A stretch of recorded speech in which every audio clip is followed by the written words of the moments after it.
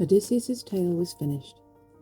Held in the spell of his words, they all remained still and silent throughout the shadowy hall, till at last Alcinous turned to his guest and said, Odysseus, now that you've set foot on the bronze floor of my great house, I feel assured that you will reach your home without any further wanderings from your course, though you have suffered much. But now, friends, this is my wish. Let it stand as an order to every one of you who comes to my palace to drink the sparkling wine of the elders and enjoy the minstrel's song. The clothing, gold ornaments, and other presents that our councillors brought here are already packed for our guest in a polished, strong box. I now suggest that in addition, we each give him a large tripod and cauldron. Later, we will recoup ourselves by a collection from the people, since it would be hard on us singly to show such generosity with no return. Alcinous's proposal. Wait, you want to give him an abundance of tripods and cauldrons, and then you're going to tax the people? I see. Oh, hi, Mango. Really? What's the matter? Yeah? No. Alcinous's proposal was approved, and all went home to their beds. As soon as dawn came, fresh and rosy-fingered, they came bustling down to the ship with their welcome bronzeware gifts, and the great Alcinous himself went up and down the vessel. I managed to stop the recording before you heard too much of the coughing and spluttering. Stowing them carefully under the benches so that they would not hamper any of the crew as they pulled on the oars. This done, they returned for a banquet to Alcinous's palace, and great Alcinous slew an ox for them to sacrifice to Zeus of the black cloud, the son of Cronus, who is lord of all. Haven't you had enough feast? Just let the man go home. They burnt the thighs and settled down to enjoy the splendid feast, while in their midst the people's favourite, Demodocus, that divine bard, sang to the music of his lyre. But Odysseus kept turning his face to the blazing sun, impatient for it to set, as he was longing to be on his way. He was like a ploughman who yearns for his supper after his 2 brown oxen have pulled the ploughshare up and down the field all day. The sunset is welcome to him, and his legs are weary as he plods homeward. Like him, Odysseus welcomed the setting of the sun that day. No sooner was it set than he appealed to the Phaeacians, those lovers of the oar, and to Alcinous in particular. Lord Alcinous, my most worshipful prince, make your drink offerings now and see me safely off. And farewell to you all, for now my dearest wishes have been fulfilled. I have your escort home, and I have your welcome gifts. May the gods in heaven bless them, and may I find my wife and loved ones safe and sound on my return home. As for you whom I leave behind, may you all bring happiness to your good wives and to your children, and may the gods prosper you in every way and keep your people from harm. This speech of Odysseus won the approval of the whole company. They felt he had spoken in the right way, and so now gave instructions that their guest should be sent on his way. Mighty Alcinous called to his squire. Pontonous, He said, mix a bowl of wine and serve everyone in the hall, so that we can make a drink offering to Father Zeus before seeing our visitor off to the land of his birth. Pontonous mixed the mellow wine, went his rounds and served each of the guests, who from their seat then made libations to the blessed gods that lived in the far-flung heavens. Then the gallant Odysseus rose from his chair and put his 2-handled cup in Arete's hands. He spoke, and his words were winged. My queen, here's fortune all your life, until man's common lot, old age and death, comes to you. I take my leave of you now. Here in your home, may you be happy in your children, your people, and Alcinous your king. And uncle. With this, the noble Odysseus stepped across the threshold. Mighty Alcinous ordered a squire to accompany him and lead him to the good ship and the seashore. Arete sent with him a party of serving women, one with a clean cloak and tunic, another in charge of his strong box, and a third carried bread and red wine. When they had come down to the ship and the sea, the young nobles who were to escort him took charge of his baggage, including all the food and drink, and stowed it in the polished ship. For Odysseus himself, they spread a rug and sheet on the ship's deck, well aft, so that he might enjoy unbroken sleep. Then he too climbed on board and quietly lay down, while the crew took their seats at the oars in order, and untied the cable from the pierced stone that held it. No sooner had they swung back and churned the water with their blades than sweet oblivion sealed Odysseus's eyes in sleep. Delicious and profound, the very counterfeit of death. That's a bit grim. And now, like a team of 4 stallions on the plain who start as one at the touch of the whip, leaping forward to make short work of the course, so the stern of the ship leaped forward, and a great dark wave of the surrounding sea surged in her wake. With unfaltering speed, she forged ahead, and not even the wheeling falcon, the fastest creature that flies, could have kept her company. Thus she sped lightly on, cutting her way through the waves, and carrying a man wise as the gods are wise, who in long years of war on land and wandering across the cruel seas had suffered many agonies of spirit, but was now lapped in peaceful sleep, forgetting all he had endured.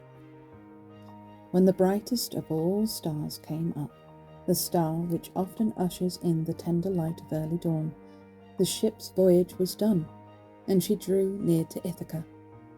Now in that island is a cove named Phorcys, the old man of the sea, with 2 projecting headlands sheer to seaward, but sloping down on the side toward the harbour. They protect it from the heavy swell, raised by rough weather, in the open, and allow large ships to ride inside without tying up, once they are within mooring distance of the shore. At the head of the cove grows a long-leaved olive tree, and nearby is a pleasant, hazy cavern sacred to the nymphs, whom we call naiads. I thought they were nereids. This cave contained a number of stone basins and 2-handled jars, which are used by bees as their hives. Also great looms of stone where the nymphs weave marvellous fabrics of sea purple, and there are springs whose water never fails. The cave has 2 mouths. The one that looks north is the way down for men, the other, facing south, is for the gods, and as immortals come in by this way, men do not trespass there. It was here that the Phaeacians put in, knowing the place, and such was the headway of the ship, rowed by those able hands, that a full half of her keel's length mounted the beach. They rose from the benches, jumped out, and made their first task to lift Odysseus, sheet, glossy rug, and all, out of the hollow ship, and deposit him on the sand still fast asleep. Next they took out all the treasures which, at the prompting of the great-hearted Athene, their noble countrymen had given him when he left for home.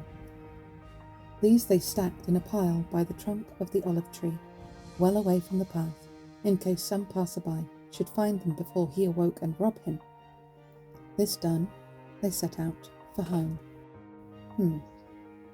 Oh no! And now the lord of the earthquake, who had by no means forgotten the threats he had once uttered against the noble Odysseus, asked Zeus what he intended. Father Zeus, the immortal gods will lose respect for me now that these mortals fail to respect me, these Phaeacians. I mean, who, after all, are my descendants? I said that Odysseus would suffer much before he reached his home, though I never put a final ban on his return. Once you had promised it and nodded your assent, but now these people have brought him over the sea in their good ship and landed him asleep in Ithaca, after showering gifts upon him, countless gifts of bronze, gold, and woven stuffs, far more than he would have ever won for himself from Troy, even if he had come back unhurt with his fair share of the spoils. Really? replied Zeus, the gatherer of the clouds. How can you, the great and mighty Earthshaker, say such a thing? It is not true that the gods don't respect you. It would indeed be a serious matter if they made disrespectful remarks about the eldest and best of their company. As for mankind, if anyone in the pride of his power treats you with disrespect, you have all the future in which to take your revenge. You are free to please yourself. Act as your heart directs. Lord of the Black Cloud, Poseidon answered him. I should indeed like to do as you say, but I have always respected your anger and tried to avoid it. Now, however, I propose to wreck that fine ship of the Phaeacians on the misty seas as she comes back from her mission, to teach them once and for all to give up this habit of escorting travellers. And I will also fence their town with a ring of high mountains. And there's the uh-oh, Dear brother, said the gatherer of the clouds. this is what I think best. When all eyes in the city are fixed on the ship's approach, turn her into a rock looking like a ship offshore. Everyone will be astounded. Then there's no need to throw a circle of high mountains round their city. Ice Cream Man. When he heard this answer from Zeus, Poseidon made for Scheria, where the Phaeacians live, and there he waited till the approaching ship, making good headway, came close to land. The Earthshaker then drew near to her, and with one blow from the flat of his hand, turned her into stone, and rooted her to the bottom of the sea. Then he went away. The Phaeacian spectators, oarsmen themselves, and seamen of repute, looked at each other, and cried out in words that flew, Who in heaven's name has stopped our swift ship out at sea as she was making port? Only a moment ago she was in full view. They might well ask, for they had no inkling of what had happened, till Alcinous explained. Alas, He cried, my father's prophecy of long ago comes back to me.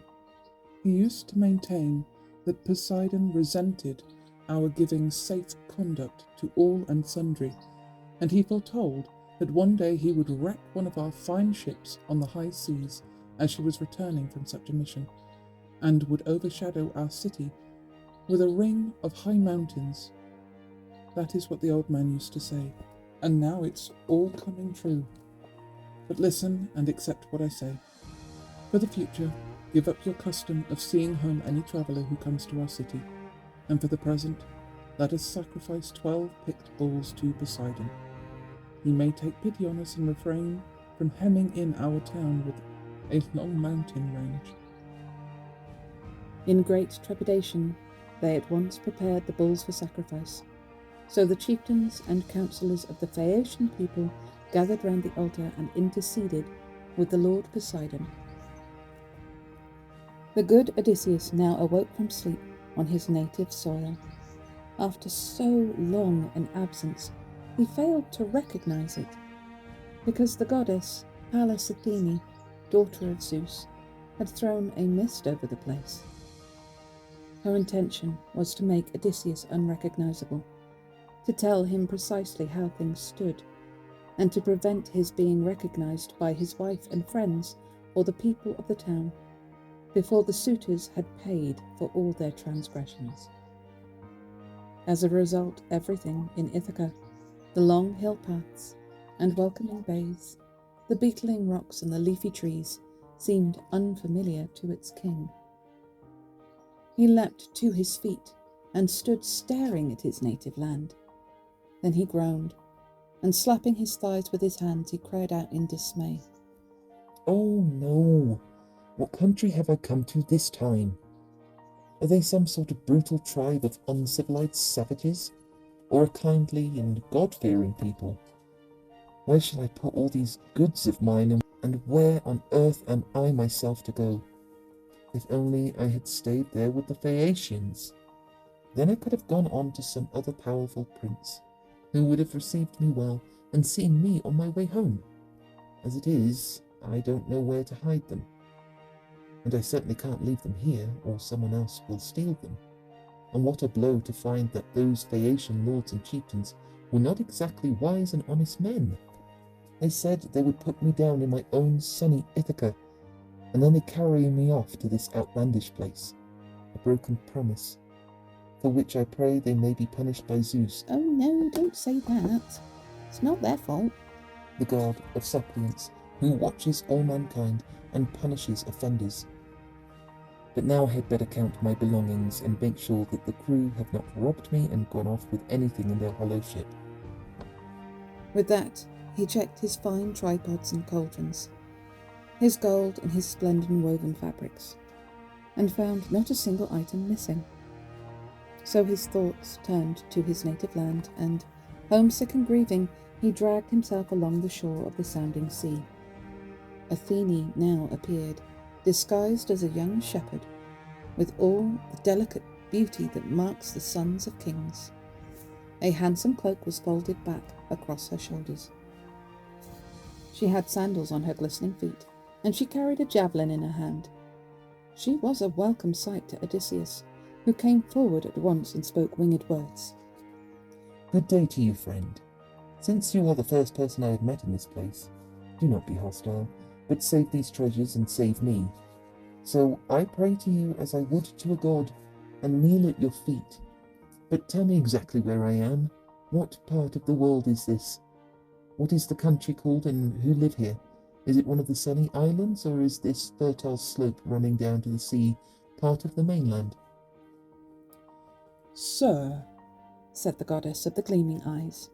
you must be a simpleton or have travelled very far from your home to ask me what country this is.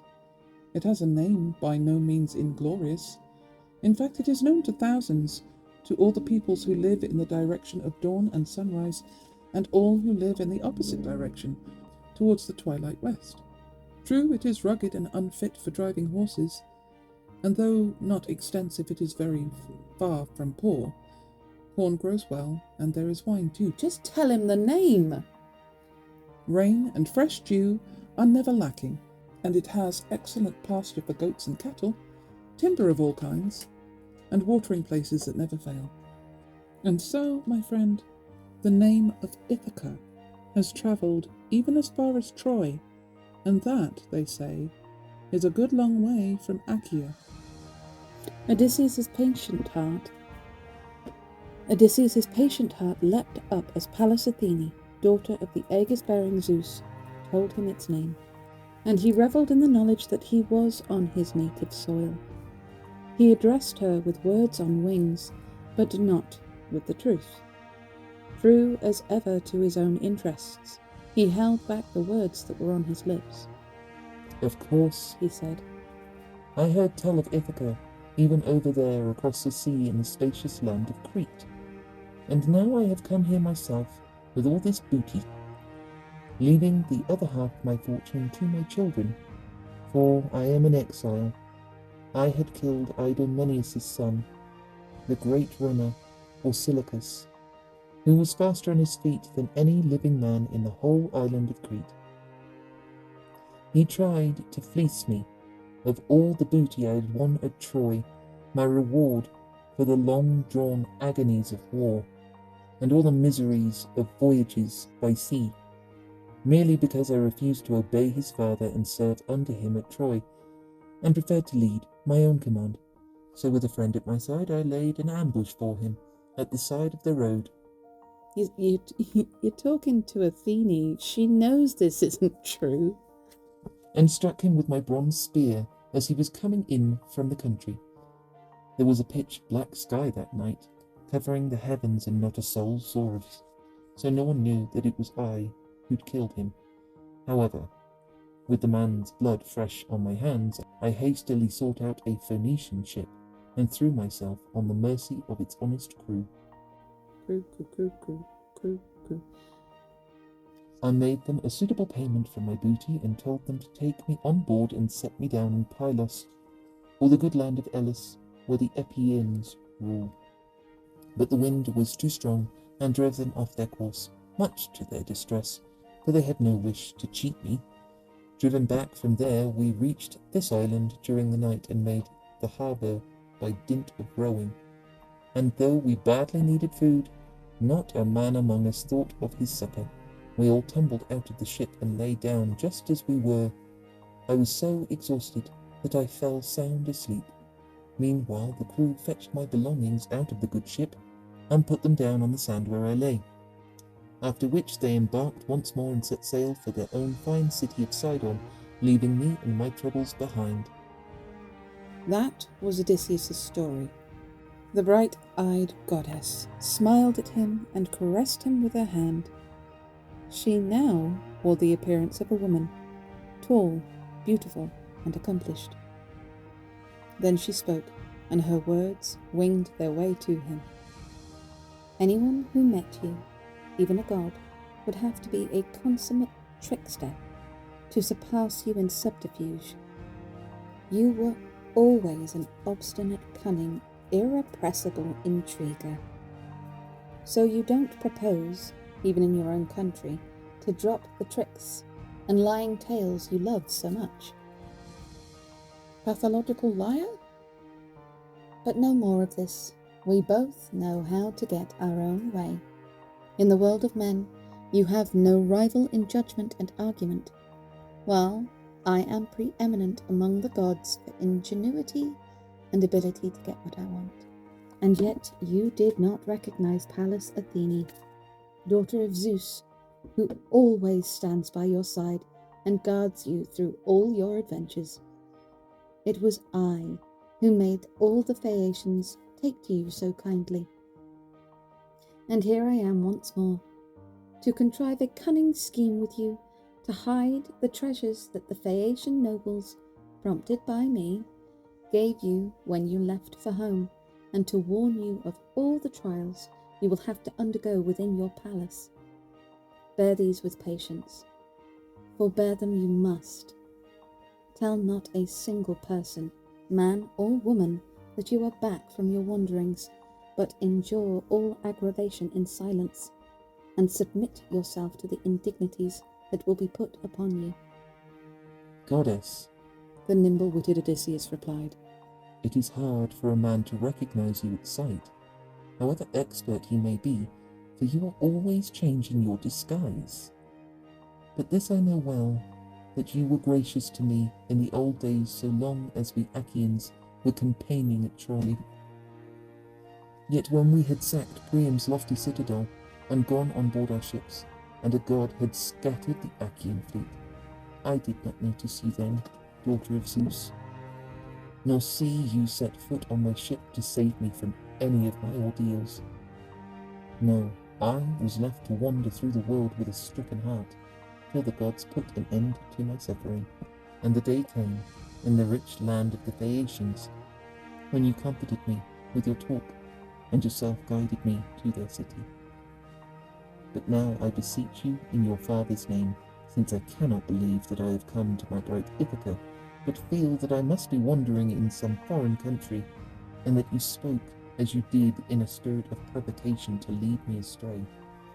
Tell me, am I really back in my own beloved land? That shows how your mind always works, said Athene, goddess of the flashing eyes, and that is why I cannot desert you in your misfortunes. You are so persuasive, so quick-witted, so self-possessed. Any other man on returning from his travels would have rushed home in high spirits to see his children and his wife. You, on the contrary, are in no hurry even to ask questions and to learn the news. No, with your own eyes you must first make sure of your wife, who, by the way, does nothing but sit at home with our eyes never free from tears as the slow nights and days pass sorrowfully by. As for your homecoming, I myself was never in any doubt. I knew in my heart that you would get back, though with the loss of all your men. But you must understand that I was not prepared to oppose my uncle Poseidon, who was incensed when you blinded his own son, and has nursed his grudge against you. And now, to convince you, let me show you the Ithacan scene. Here is the harbour of Phorcys, the old man of the sea.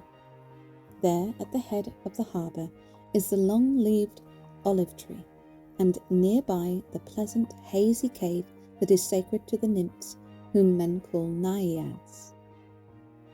This is the broad, vaulted cavern, where you made many potent sacrifices to the nymphs. The forest-clad slopes behind are those of Mount Neriton. As she spoke, the goddess dispersed the mist, and the countryside stood plain to view. Joy came at last to the noble, long-suffering Odysseus. Overjoyed at the sight of his own land, he kissed the fertile soil, then with uplifted hands invoked the nymphs. I had thought, you nymphs of the springs, you daughters of Zeus, God, there's more of them, that I should never set eyes on you again. Accept my greetings and my loving prayers. I will give gifts too, as in days gone by, if this warrior daughter of Zeus allows me to live and see my son grow up. Be bold, said Athena of the flashing eyes, and dismiss all such worries from your heart. Our immediate task is to hide your goods in some corner of this sacred cave where they may lie in safety. After that, we must decide on our best course for the future. The goddess now plunged into the gloom of the cavern to explore it for a hiding place, while Odysseus set about bringing in all his belongings, the gold, the indestructible bronze, and the fine fabrics the Phaeacians had given him. After he had stowed them carefully away, Pallas Athene, daughter of Zeus, closed the entrance with a stone. The two of them then sat down by the trunk of the sacred olive tree to scheme the downfall of the presumptuous suitors. The bright-eyed goddess was the first to speak. Odysseus, favourite of Zeus, son of Laertes, master of ingenuity, consider now how you will come to grips with these shameless suitors, who for 3 whole years have been lording it in your palace, paying court to your incomparable wife, and offering her marriage gifts. All this time she has pined for your homecoming, and though she has given them all some grounds for hope, and made promises in private messages to each, her real wishes are very different. Great heavens! Cried Odysseus of the nimble wits. I would certainly have come to the same miserable end as King Agamemnon directly I set foot in my home, if you, goddess, had not made all this clear to me. But come, devise some ingenious scheme to punish these miscreants, and take your stand at my side, filling me with a spirit that dares all, as you did on the day when we pulled down Troy's shining diadem of towers. Ah, lady of the bright eyes, if only you would aid me with such eagerness as you did then. I could fight against 300 with you beside me, gracious goddess, with your whole-hearted support to count on. I will indeed stand at your side, Athene, the bright-eyed goddess, answered. I shall not forget you when the time comes for this task of ours. As for those suitors who are wasting your fortune, I can already see them staining your broad floors with their blood and brains. Ugh! Why has it got to be the brains? But now to work. I am going to change you beyond recognition. I shall wither the smooth skin on your supple limbs. I shall wither the smooth skin on your supple limbs, and rob your head of its dark locks. I shall clothe you in rags that one would loathe to see on a human being, and I shall dim your bright eyes till you are repulsive to the whole gang of suitors, and even your wife and the son you left at home. And now for your part. You must first of all go to the swineherd in charge of your pigs. His heart is as loyal to you as ever, and he is devoted to your son and your wise queen Penelope. You will find him watching over his swine out at their pastures by the Raven's Crag, and at the spring of Arethusa, where they find the right fodder to make them fat and healthy, feeding on their favourite acorns and drinking water from deep pools. Stay there, sit down with him, and question him about whatever you want to know. Meanwhile, I will go to Sparta, the city of fair women, to summon Telemachus, your own son, Odysseus, who has travelled to the broad vale of Lacedaemon, and visited Menelaus in the hope of hearing news of you, whether you are still alive.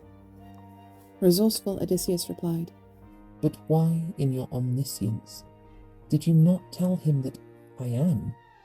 Do you want him, too, to roam the barren seas in misery, while strangers eat him out of house and home? You need not be alarmed for him, the bright-eyed goddess answered. I myself was his escort, so that he would win fame from his journey there. He is in no difficulties, but is sitting quite at ease in Menelaus' palace, in the lap of luxury.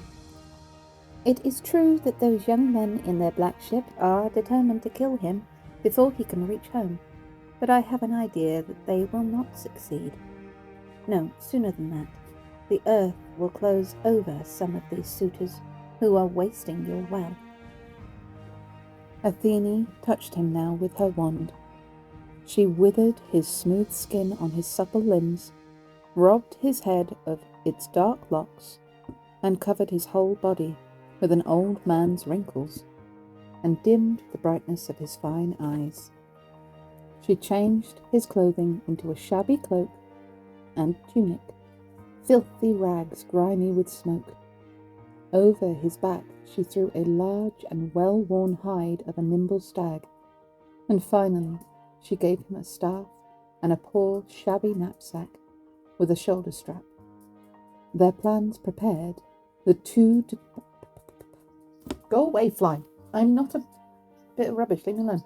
Their plans prepared, the two parted company, and Athene went on her way to the sacred land of Lacedaemon to fetch Odysseus' son.